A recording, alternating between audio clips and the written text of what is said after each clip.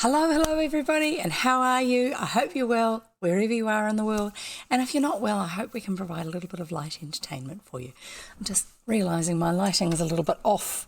There you go, that might be a bit better. I just turned one of the lights around. So, my voice is improving. Yay! I have a little bit more voice than what I had before. If you're new here and you're wondering why I keep looking over here, it's because that's where my other monitor is, and there are a couple of things I need to keep an eye on that happen over on the other monitor. So hi, welcome, glad you could make it. Today is going to be a short reading session, and those of you who got the notification on via my Instagram account, actually I should just type that in case you didn't already know about those. Hang on. Right, those of you who get the notification via my Instagram account will have seen I tried to make a comment there, I don't know how clear it came across, that I need to make it a little bit shorter today than what it usually is, by a whole hour less. I have to go to a meeting to do with looking after the donkeys. This is an ongoing thing in my life, just because it's part of the family legacy to the area, was the gifting of the land that is the park next. Sorry, my hair's looking a bit weird. The park next door to us, and also the donkeys that live on it. And I'm the family representative to make sure that things, just tick along well and comply with what my grandmother's wishes were. So I'll be doing that. So thankfully today we don't have as much to read because we didn't complete the whole chapter last time. So that gives us the second half of the chapter that we didn't finish last time to read today. So it kind of actually works out better. I was feeling terrible about not finishing the chapter last time, but that's okay. We'll get there. Anyway, I will actually just put in a couple of other bits of information. Which information do I need? Hang on.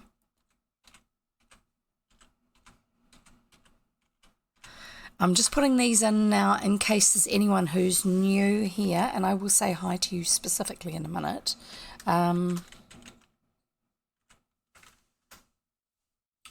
Right, there you go. I think that just gets all the big, long, wordy things out of the way for now.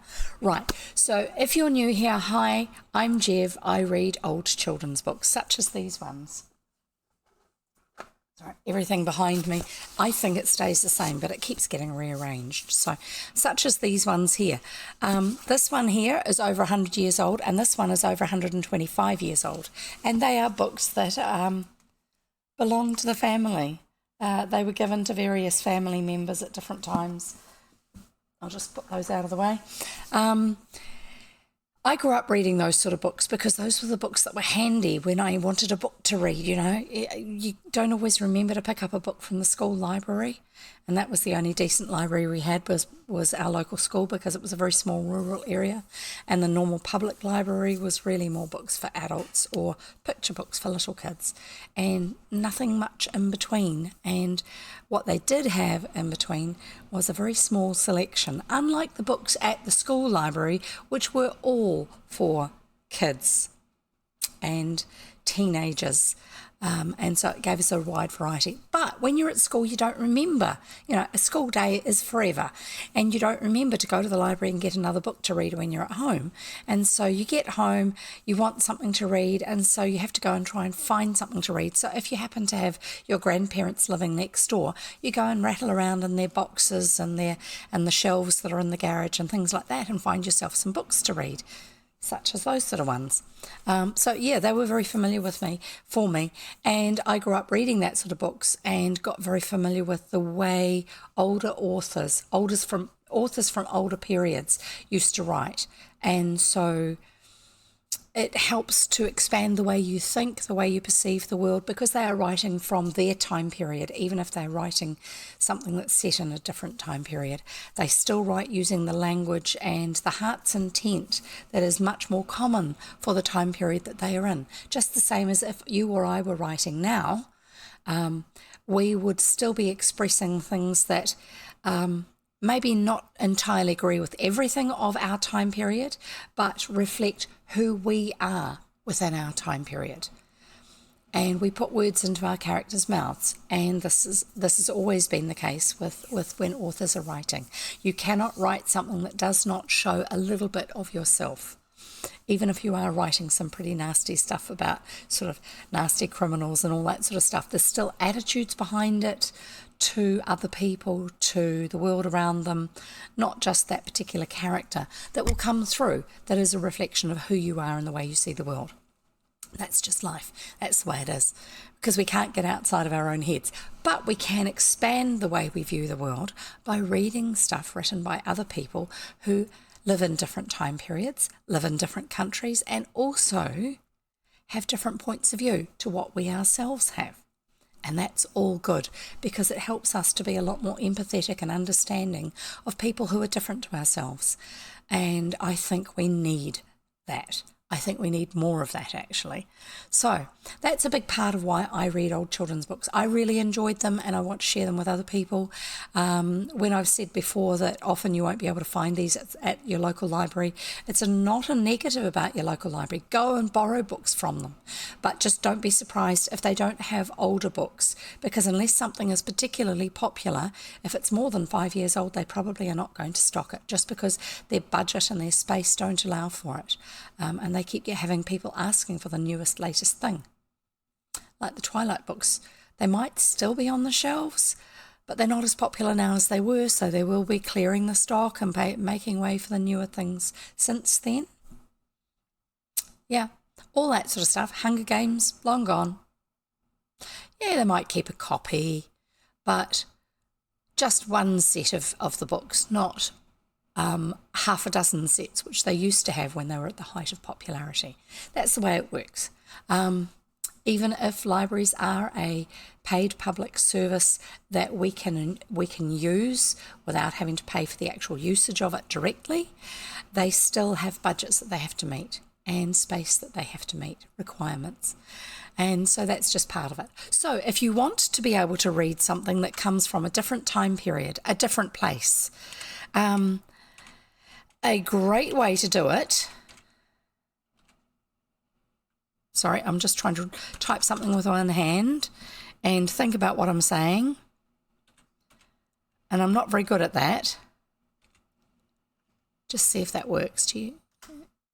Yes, it worked. Yay. So a great way to do that is to go for the public domain books, the ones that are no longer within copyright, such as the ones you can get from Project Gutenberg, which I've just given you the link for. Now, if you're over on YouTube and you're wanting to know about all this sort of stuff, if you go to my Twitch channel, and I'll show you the link for that on the screen because you can't see the chat. There you go. The link that I show you on screen at the moment, even if I'm not live at the moment, you will see on the About section of my channel on Twitch, you will see information for places like Project Gutenberg, other readers who read public domain books and things like that. And it's a great way to be able to give yourself a little bit of extra brain food that's outside of just what you can get that's mass market stuff at the library or from the bookshop currently. Anyway, so there's those things. I think we've covered all those. I do have 3 tips if you're new here. Tip number 1, drinks. Tip number 2, snacks. And tip number 3, your favourite house in the chair in the house. So drinks, I always have water handy. No, I won't be drinking from this. It tips over too easily. I always have water handy because it's brilliant for keeping your brain functioning as well as your body. And it's also meaning that my voice is actually improving quicker than it would have otherwise. The extra water that I drink helps to help my body actually deal with all the gunk that you get when you've got a cold. So I also have my favourite drink, which is actually coffee. So I have today a double shot flat white. There you go, from our home coffee machine. No, I don't take this cup with me when I go out, but I do take a cup of my own, a little thermal mug type thing that has a screw-on lid, and use that when I go out and I get coffee. If I'm not sitting in a cafe and using their crockery, I will take my own cup with me, so they're not giving me a coffee cup that is then going to go into the rubbish and go into the landfill.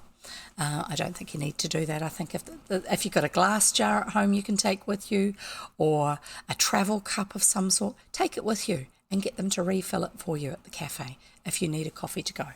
There's a lot of places now that are actually a lot more amenable to that sort of thing, and they are trying to be responsible about not creating too much rubbish. So let's help them in that process. So coffee is my drink of choice today, along with my water. I'm just looking to see if I've got my other water bottle here. I don't have my normal cup, so I'll have to use my bigger water bottle, my normal glass one with the straw, sippy straw, just because I forgot. It's down on the stairs. Snacks. Yes, there is my coffee QR code. Coffee as in for if you want to give me tips. So in my treat jar, I have licorice. Yum. I'm going to take out a little bit so I have a snack when I want it. So if you're reading a book and you don't want to have to get up and go and do other things along the way, you want to just be able to read uninterrupted, it pays to have drinks and snacks handy. So this is what we do, is we get ready for reading time by having drinks and snacks handy. So I'm helping you to remember. So tip number 3 is the best seat in the house, whichever your most favourite seat is for listening to a story. So whether it's an armchair, whether it's a hammock, whether it's lying on the floor underneath a blanket, a pillow fort, I don't really mind. Whatever you like, whatever you enjoy. And if you have to work while I'm reading, I'm really sorry about that. But thankfully we can be here and keep you lightly entertained along the way. In which case you probably aren't going to be in your most favourite chair. But it's nice that you can be here with us anyway. So that's good. I will put up a jigsaw puzzle for those who want one, but I do need to put the link in for it. That one. Yes. No, not that one. That one. Sorry, I've got some links here ready to go. I just have to put them into my computer setup so that you can do them. And then anyone who wants to play the jigsaws can do so. So what will happen is I will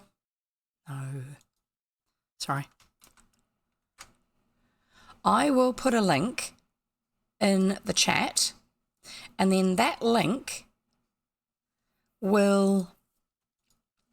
it's not available for you yet, okay? Don't go asking. Don't use the command yet. I'll tell you when to use the command. So I will give you a link, and then once you've got the link, you click on the link and it will open another browser window on your phone or on your computer or whatever. And when you've got that link opened there, then you join in with the jigsaw puzzle that's on the game. And that is the one that you're doing is the one that we will see up here on the browser. Okay? Just get this out of the way and put this into my command center over here. Not that page, this page. We've just had a lot of things going on here today. So it's meant I'm not quite as organised as I ought to be, but then we're always in that state, aren't we? So I should say, at least I didn't say I'm not quite as organised as I usually am. No, I'm not quite as organised as I ought to be. I'm about as organised as I usually am, I think. Right. And I have saved that. Now you can put the command into the chat box, and the command is !jigsaw, JIGSAW, or !puzzle, okay? And that means that you will then be able to play the current jigsaw puzzle. We'll be able to see the progress of it up here.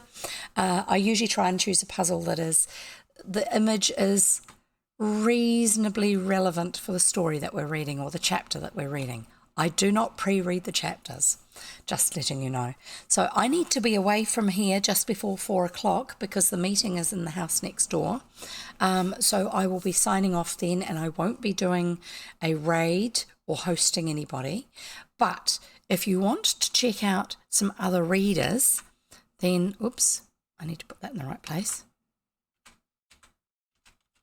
Other people who read stories like I do, then what you want to do is check out Codex. Codex is a group of people that I am part of. That's the logo for it over there. They use different colours. We each do our own version of the colours, but the generic ones are grey and, no, greeny colour and Twitch purple, rather than that bluey purple I use. So we have a Twitch team. Not all of our readers are actually officially signed up for the Twitch team yet, but if you join our Discord server, which is also linked in the chat, then there is a section there on the Discord server where you will be able to see who else the other readers are, and you can go and find them on Twitch and listen to them, follow them, subscribe to them, all of those wonderful things. And then you'll have a source of people you can listen to who read public domain books. I'm the only one who only reads children's books. A lot of the other ones will sometimes read a children's book or part of a children's book, but we all read public domain books or books that we have the express permission to read, so we are not violating copyright laws or anything like that. That's the idea. There are other people that you can go and follow as well too, but we're just a team of people who are supportive of one another. You don't have to be big on finding out what the others are doing. If you do want to find out more about things like streaming and how to look after the health of your channel, if you are a fellow streamer, then we have a channel within the Codex Discord server, which is specifically about how to look after the health and well-being of your Twitch community, so that they don't get botted, so they don't have bots stealing their private information or their user information or anything like that. And that channel is called security.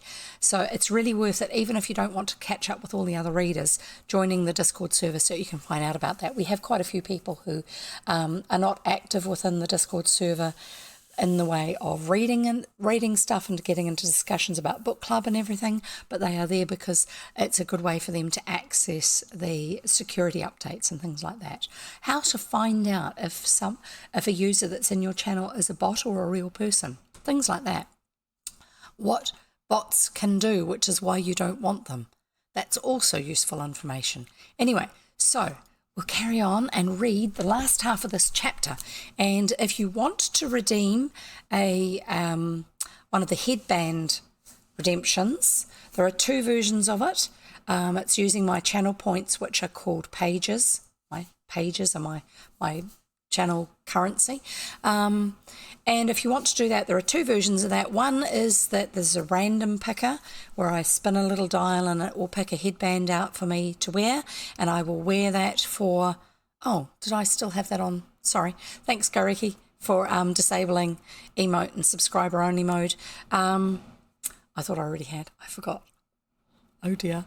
I might have started them instead of turning them off. That could be what happened. Yeah. I think that's what happened. So if you wish to redeem those, either you use your channel points and it will spin. Yeah, I know, I need to have commands for memory and forgot. And I haven't got those ones either. You redeem that. I will put the spinner up and it will choose one randomly, and then I have to wear that for the next 6 minutes. We'll put a timer up that shows how long it's been in that 6 minutes. Otherwise, you can pay a little bit more of your channel points and specifically choose what the hairbands are that I wear. They're all ones which have bits that poke up, like unicorn horns or boingy spiders and things like that, just for a bit of a laugh. But it's some fun if you do want to do that. But I'm going to get on with reading because I want to actually finish this chapter today, since we didn't last time. And part of the reason why was last time I was unboxing the gift that Goriki had bought for me through Throne, which is the gifting service that streamers can use. So this is it here. I'm just trying to get it so it's close enough and you can see the crystals within it. It's starting to form crystals over here in this corner. You can see that they've actually formed a little bit, and it depends on the weather. But Goriki actually paid for that for me as part of one of my gifts. He redeemed that for me through my Throne account. And if anyone wants to do that, you can also access that through this. Or even if it's just to have a look at what's available. what things I've actually asked for, and you can make suggestions too. And it's a really cool service because what they do is you can gift something to me and I will never actually see your real name, your banking details, where you live. And when you gift something to me, you will not see my IRL name, you won't see where I live in the world, you won't see my address or anything like that. So it's secure and safe for all of us. But you can still actually feel like you're part of what's going on. Anyway, so the reason I talked about that was because the reason I didn't finish the chapter last time was I was so excited to be able to unbox the weather cloud, this thing here that Go Reki had bought for me. And I will actually eventually get this up on a display behind me when I get my office space sorted out, so I don't need to use a green screen. And that will be really cool because that'll be one of the things that you'll be able to see all the time instead of me having to pick it up and wave it at you. Right, so we'll get on with the story. We're now at 20 minutes past 3 in New Zealand. You can see what my current time is up here above where it says story time. For those of you on Twitch, if you're on YouTube, I'm sorry, you're just getting this picture here. And if you want to follow me on YouTube, then just type in !YouTube into the chat over there. This is if you're on Twitch. If you want to follow me on YouTube, you can do that, and that's where you'll be able to see all of the stories put together into playlists for each book. And it's a way that the stories stay available, because on Twitch they only stay for 2 weeks. So that's the way I actually know quite a few people, is because that they listen to my stories over on YouTube and then leave me comments over there. And that's the other thing, is the comments stay available afterwards on YouTube, unlike Twitch, where it's like once you've finished streaming, they're gone.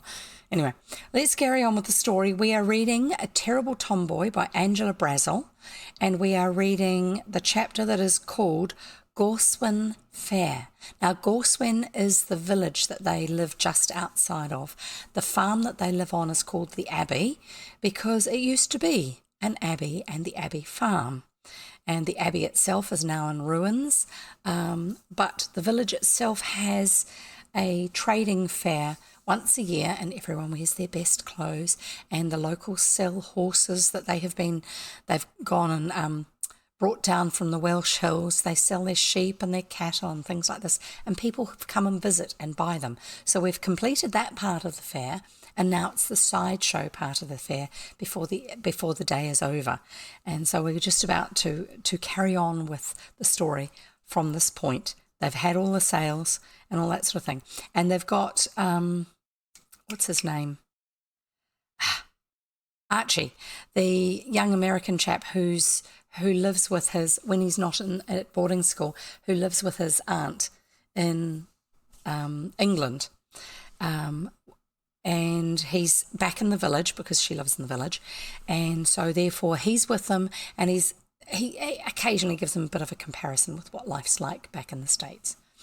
Anyway, it's bigger. I'm not sure who's saying that. Oh, yes, I do. It's bigger than ever this year, and prices are well up, remarked Bobby, with the air of a budding farmer. We sold our brown cow for £1 more than we thought we would, and the ponies went off ever so high. Did you watch them race round this corner? Didn't the people run? Because the children have been sitting up in the churchyard, which looks down over the main road, which is where the animals have been moved away when people have been taking them home. And so you've had to be out of the way of these animals, otherwise you might get stampeded, basically. You should see us break in big horses. Sorry. You should see us break in wild horses that are big wild horses out west. That would make you stare, if you like. This is what Archie's saying. This is mere child's play to it. Where's Lillian? So Lillian's the oldest sister, and she's basically the housekeeper these days because their aunt, who used to look after the family, has got married and she's now over in India. So where's Lillian, says Archie, because he's only just come back from boarding school. Keeping house. Mrs. Davenport's there. She drove over to the fair with her gardener, and she's bought 2 cows and 4 little pigs. They've turned them all into the loose box at the Abbey, and they're waiting till the roads are quieter to take them home. She'll be there for some time yet. No, we thought we wouldn't go back to tea just at present. We're not hungry. Because Mrs. Davenport is a busybody, and the children really don't like being around her because she's very bossy, and she tells everybody how they ought to behave and how good her own children are. They appear to be good. They don't seem to have any personality whatsoever of their own. I don't know if we're going to find out that they're actually a little bit different to that or not in this book, but we'll see. We'll just keep reading and find. Maybe we'll find out, maybe not. Divining the cause of this very unwanted lack of appetite on the part of his friends, being Mrs. Davenport, Archie proposed an adjournment to one of the numerous stalls below. "Come along with me," he said, "and have some cakes and ginger pop. We'll do the shows afterwards and have a real high old time. I'll stand treat." So he's going to shout them.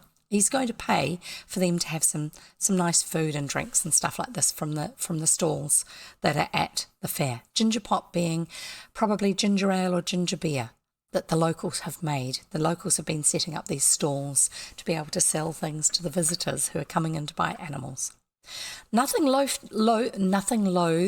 to have a share in the afternoon's fun, the children dropped from the wall and each accommodated with one of Archie's arms, holding on to each other, sticking together, because there's so many people around. Sorry, I'm just typing in a word into my dictionary app. Loath, averse, disinclined, reluctant, unwilling. There you go. In case you were wondering about the word. Each accommodated with one of Archie's arms, they went round to the round of the fair in true village fashion. They feasted upon ginger nuts. Oh, okay, there's other meanings for it too, which I'm going to ignore because I'm going to carry on with the story. The meaning that we needed, we've already had. They feasted upon ginger nuts at one stall and lemonade at another, and filled their pockets with mint rock and caramels. So mint rock is hard candy, hard sweets, and it's usually rock candy in England is often stuff that you buy when you've been to a tourist place, and it's the one that's the long round stuff that has words or pictures that go all the way through it, and that style, even when it's cut into small little pieces, is often called rock. So mint rock would be mint flavoured versions of this. Sorry, my skin is extra sensitive today. I've got a little bit of hair that's tickling me and my nose is just itchy. And caramels, oh yummy, very yummy. And ginger nuts, we know what ginger nuts are, don't we? Because I keep on waving my ginger nuts at everybody when I'm talking about snacks. I'll see if it's got ginger nuts in here.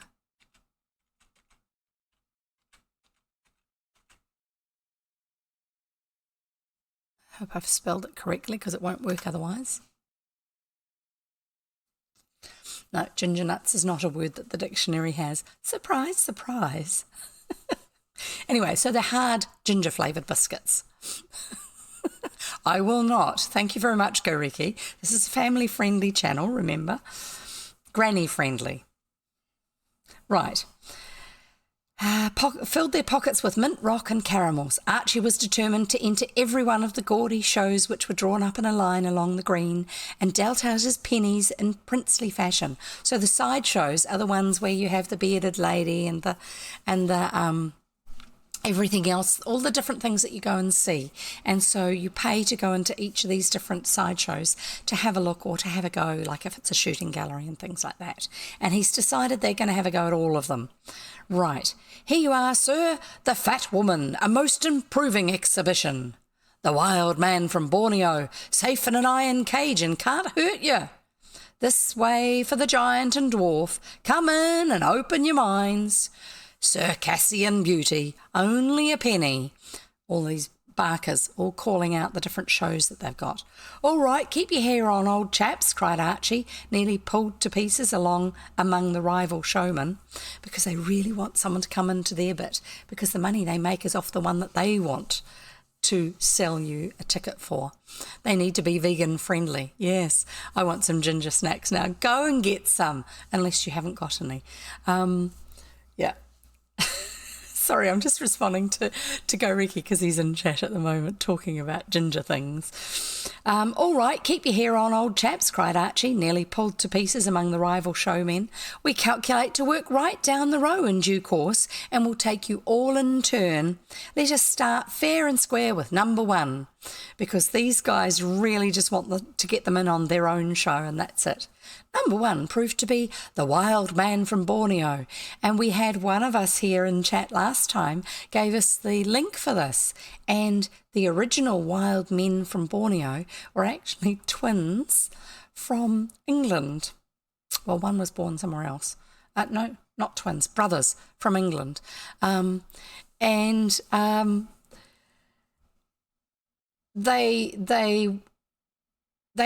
were developmentally disabled, but that meant, and they were also physically disabled, but they were very, very strong. So they never got particularly tall, but they were incredibly strong, and they didn't look quite what people expected. So they got dressed up as if they had come from Borneo, which was way over on the other side of the world, and nobody ever went there, and it was a really strange and dangerous place.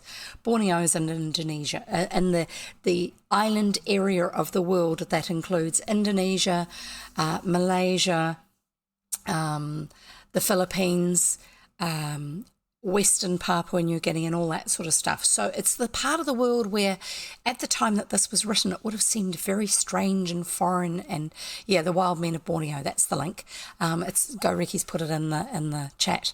And so these chaps were sideshow exhibits, and they would take on people in the crowd to fight with, or to lift them up and things like this, to prove how strong they were, because they were very strong. But they were just, ordinary English guys. They weren't actually from Borneo. They were not actually savages, which is what people used to refer to people from a more primitive society as being. But yep, it was a common call at shows like this to come and see the wild man from Borneo, and all these shows would have their own version of it. There. Number one proved to be the wild man from Borneo, a half-human looking creature with hairy arms. Just monkey skin stitched onto him, said Archie to the other children. So people had found other ways of dressing other people up to look like they were different, even if they weren't actually different. Who sat jabbering in the corner of his cage, making occasional ape-like grabs at the clothing of the passers-by. He was such a palpable fraud that they soon left him to gaze on the genuine charms of the fat woman, who sat, solid and smiling, on a sofa, displaying a stout ankle to the best advantage. Remember, this is the very end of the Victorian era, so an ankle was, risque indeed.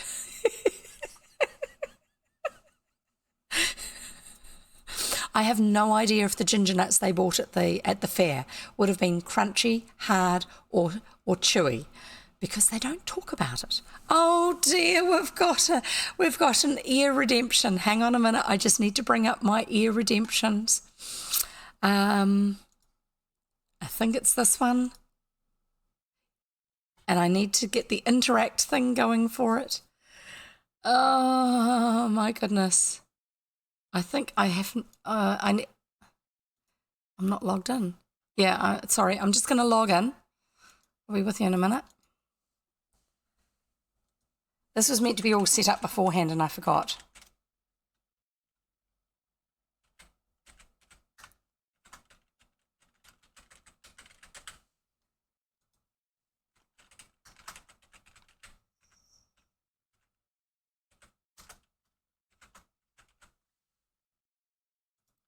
I hope I remembered it correctly. Yes, I did. Right. It's not looking quite the way I wanted it to look, but that's okay. That'll do. So we're going to spin it, and whatever it chooses is what I'm going to wear. Here we go. Oh, good. The sound is working. I can see it's working for you. I can't hear it because I'm not wearing headphones. Fluffy hat! There you go. And I'll just put that one away again for now. Hang on. Turn that one off for now. And I'm going to put a timer on. Oh, come on. Wake up, you silly thing. Sorry.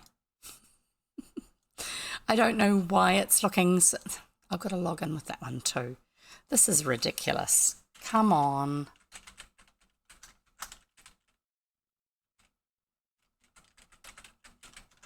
Yes, I should have had these all worked out beforehand.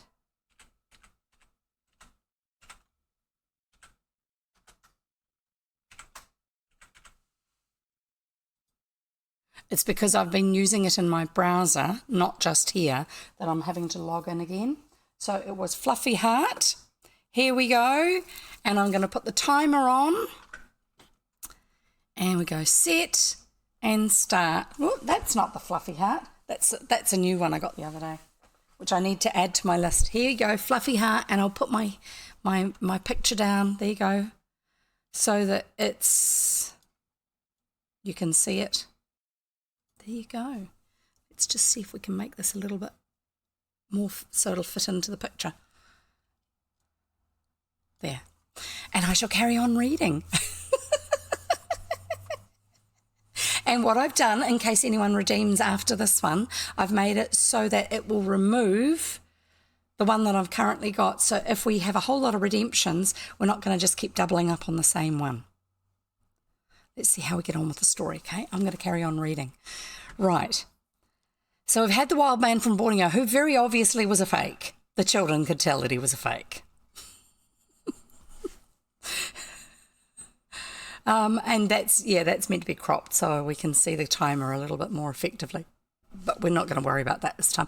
I will eventually get it so I can get it doing exactly what I want. Maybe one day in the future. Right.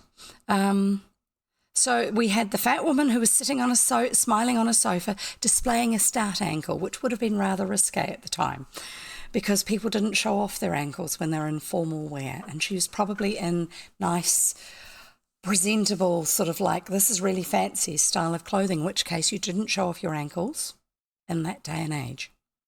Yes. Peggy was rather fascinated, but Archie made such very rude inquiries as to whether she were aspiring to attain an equal bulk that she indignantly dragged him away to view the living skeleton. Okay, so aspiring to attain an equal bulk. I'm wondering if he's asking if she's looking for a man who's as big as herself. I really don't understand that statement that he was asking, but obviously at the time it was quite offensive. Yeah, and now we have ankle socks and bracelets and tattoos. Anklets, they're called, by the way, Goreki. If it's on an ankle, it's an anklet. Just so you know, so you don't sound too old. Anyway, so Peggy dragged him away to view the living skeleton, a fearful, hollow-cheeked object whose bones could almost be counted. So this would be somebody who is extra skinny. Whether it's from ill health, whether they genetically cannot put on any extra weight, whether there's actually some other issue that's going on, or whether they've starved themselves, we don't know. But there used to be a wide variety of people in these sideshows. For some of them, it was the only way that they could actually have some sense of their own independence and making a living.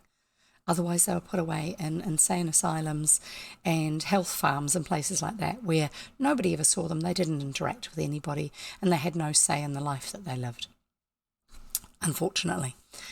After that came the giant and dwarf, the former a weedy specimen of unwholesome overgrowth, while the latter looked as if he'd been reared upon gin to keep him small. Oh, yeah.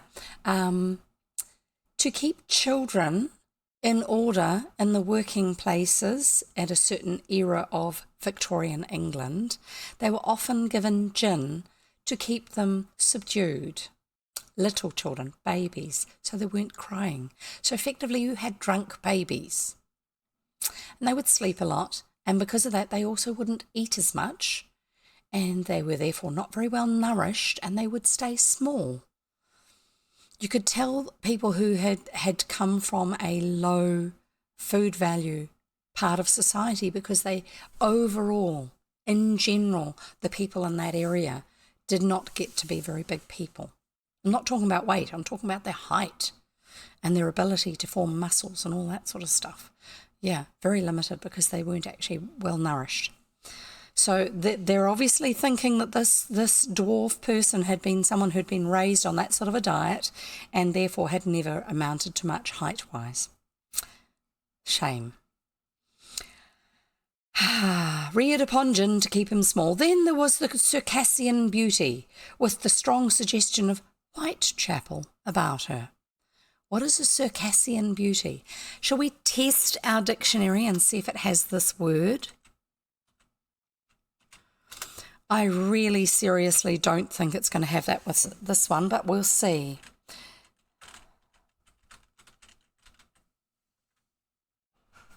Let's try actually putting the command into the text box.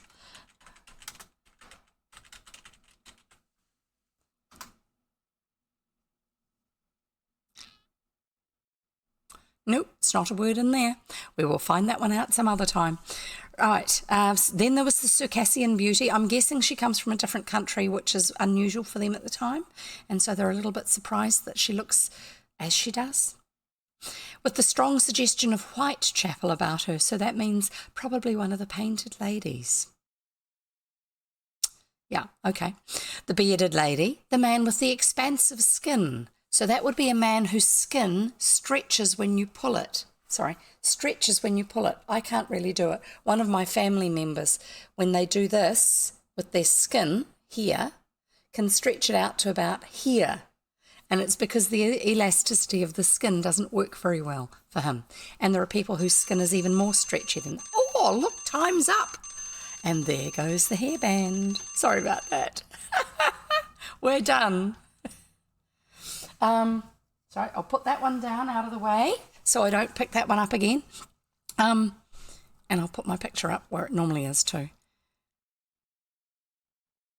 Also, if the man with the what do they say about him? Expansive skin, it means extra large.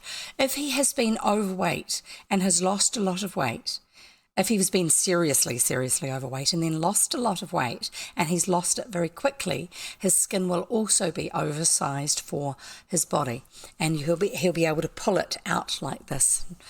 It's rather odd if you're not used to it. Right. So the man with the expansive skin, the six-legged calf, and the two-headed duck, to say nothing of the man who ate fire and swallowed swords, as if they constituted his usual diet. So a six-legged calf and the two-headed duck. That's not common, but there are birth defects like that with some animals where you'll get... Often it will be because it's the equivalent, an animal equivalent of what they used to call Siamese twins, cojoined twins, I'm not sure how they call it now, one of those words, where you'll actually have two bodies that are half merged together. So animals can actually have that form too when they're still developing inside the mother animal. Or in the egg, if it's like a double yolker egg or something like that. Archie insisted upon trying both the swing boats and the merry-go-round and supported the drooping Peggy, who found the motion tended to seasickness, with a firm arm. Otherwise, I fear she would have slipped off her prancing steed altogether. They spent quite a long time in the shooting gallery and won a coconut, which Bobby proudly carried round the fair. Coconuts would have been very uncommon because they would have been coming from the Caribbean, probably.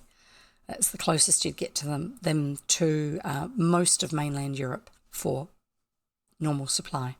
Very unusual. Bobby proudly carried the coconut round the fair and they had their photographs taken in a group, but some air bubbles, having unfortunately got onto the plate, the photographic plate, their countenances came out speckled as though they were suffering from a virulent attack of the smallpox. But Peggy kept it, all the same, as a memento of the occasion. Archie peeped into the cinematograph, but judging it not very suitable for his little companions, probably rather risque, the cinematograph, which is where they show moving pictures. Judging it not very suitable for his little companions, marched them on to hear the gramophone instead, which was winding out a rather indistinguishable song. It's probably playing through one of those trumpet speakers. And very tinny. I can't hear a single one of the words, said Peggy, rather disappointed. Something makes such a buzzing all the time. I would guess that part of it's also that the record itself has been so overplayed that it's lost its clarity, because the needle digs the groove deeper and deeper, and that's why it gets more and more rattly on the sound. As well as what Archie's going to explain. Yes, that's the machinery. I guess they've not got it set up quite square. I'll soon fix it for them if they'd let me. I took ours all to pieces once at home, and Archie glanced quite wistfully at the instrument, almost ready to offer his services gratis, till a suggestive pull from Peggy in the direction of the door caused him to remember that his friends might prefer the superior attractions of the menagerie. A menagerie is a travelling zoo. Neither Peggy nor Bobby had ever seen a wild beast show before, for those visits to the zoo, which were the joy of little Londoners, do not fall to the share of country children, because country children don't get to go up to London, to the city. And Archie had quite a lively time keeping them out of harm's way. We're a lot more into security now and safety now than they used to be.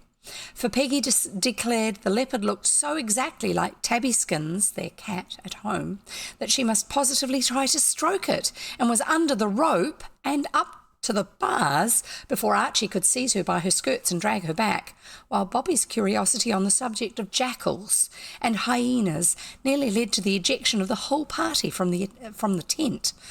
Oh dear, the small rodents and the mongoose delighted Peggy, and they would have stopped forever watching the monkeys and feeding them on nuts and biscuits, but Archie had other plans. There's a circus down by the river with Japanese acrobats and performing dogs and a pig that stands on its head. I know you'd just admire to see them, and it can't be late yet, so come right along. So because they've probably got to be home by a certain time. Sorry, I must have breathed wrong right before I spoke a word. Such an inducement. I'm keeping an eye on the time because it's 10 minutes until I have to be at the meeting. Such an inducement sent even the attractions of the baby possum to the winds, and that possum would have been a North American one, not an Australian one, I would imagine. And feeling that Archie was indeed a friend worth having, they trotted ecstatically under his wing to the great flapping tent, where the flaming posters set forth the attractions of the Brothers Amalfi. I thought they were meant to be Japanese acrobats. Amalfi sounds Italian. We'll find out. The Brothers Amalfi, Jingo the performing pig, and the marvellous flying girl, or maybe that's the acrobat. Being well provided with pocket money and liking to do things in style, Archie took reserved seats, which usually means they're at the front. And they sat in great state on a front bench covered in faded scarlet cloth. Someone's been very clever at their marketing. We have a special price for those who sit over here. It's the special seats, and they've got special covering on the seats so everybody knows that you've paid extra to go and sit there. And therefore it's set aside just for those of you who pay these extra prices. So we have this rather faded scarlet cloth over the seats. And felt proudly that the man with the drum kept his eye upon them, and the clown turned in their direction when he let off his best jokes, as you would do if you're trying to play to the money in the crowd. It was all a whirl of delight to Peggy and Bobby, from the accomplished dogs who danced skirt dances. That's where they have a little skirt around the middle of the dog, and the dogs have learnt to walk along on their hind feet, to the little pig who dragged the clown in a mail cart and turned somersaults with amazing dexterity. Yes, dogs are very trainable, as are pigs. If you train them in the same way that you train a dog, you can actually train them to do all sorts of tricks. Yes. So the story of Babe, the sheep pig, the movie, and the Dick King-Smith book, not as far-fetched as it seems. The flying lady fluttered across the tent so naturally that you quite forgot you could see the wire that supported her airy form. The Japanese acrobats climbed ropes, hung head downwards from poles, and suspended themselves in a combination of marvellous attitudes, finally tying their agile bodies together in a knot.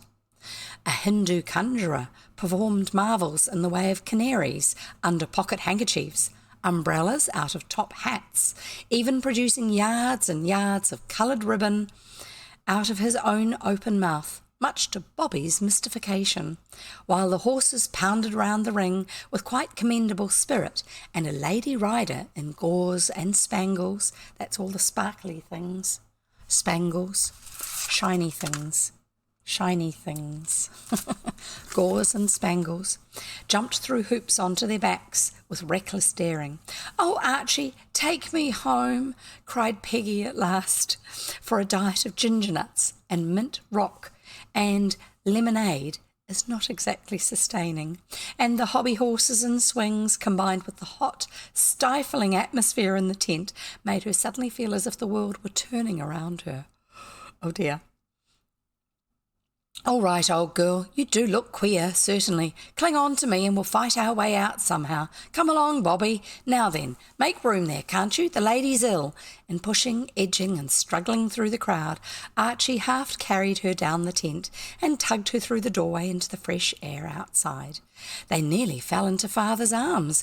"Why, you naughty children, wherever have you been?" he exclaimed. "I've been hunting for you for hours. Lillian is almost distracted, thinking you'd been kidnapped in the fair. And Miss Forster has sent up twice from the Willows. Don't you know it's nearly 9 o'clock? "Oh dear." "They've been all right with me, sir," said Archie. "I've been taking them round the shows and time went so fast I forgot to look at my watch. But if Aunt's in a stew, I'd better cut off home as fast as I can." Wonderful on the puzzle. Well done, well done. Perfect timing, because I'm very, very nearly at the end of the New Hampshire.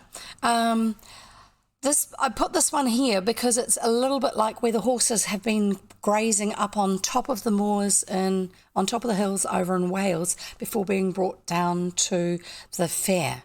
And that is heather. The pink flowers that you see that they're standing in amongst, that's heather, which they also talked about earlier on in the story. And I'm not going to give you another one, sorry, because we're nearly there at the end of the book, which is what I was going to say before. Not book, end of the chapter.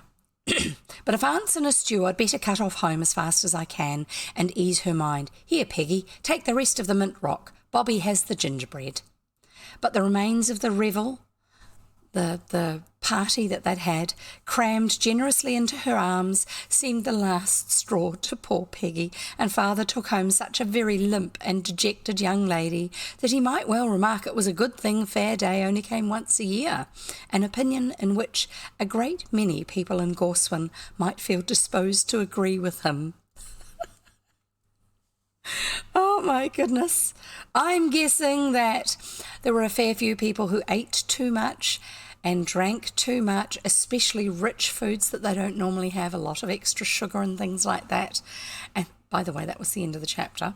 So we've finished the chapter. Yay, we actually managed to do it.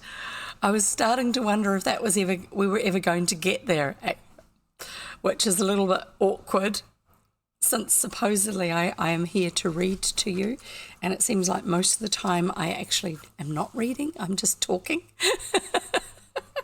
A teaser for next time. Chapter 21 is Rollo's Grave. Rollo's Grave. Oh. I don't know quite what that one's all about, because Rollo's the name of their puppy dog. I don't think he's dead. Anyway, so Colster's saying my dad's dad was a health inspector for restaurants, and he said they'd always give them a good time when he went to survey the fare that came, going stall to stall. Yeah, I'd imagine they would have. Just make sure that the inspector, the health inspector, is happy when you see him coming. Make sure he's fed well, make sure that you give him the best of everything, because if the people who are running the stalls are also the people who run the local restaurants, you want him to be on your side. You're not trying to persuade him that you do healthier food than you actually do. It's more that he's happy to have you around, and so if anyone ever mentions your food place in his hearing, they will see a positive response from him, even if he doesn't actually say anything. But yeah, no, they do want to butter them up a little bit too. Anyway, so I'm going to call it quits there today. And no, I'm not even going to go and raid somebody because I can't actually stick around to be part of the raid. But I'm going to suggest you either go off and see Hoot House, the Owl people, Hoot House Live, or go and see if Digital Dancers are live as well.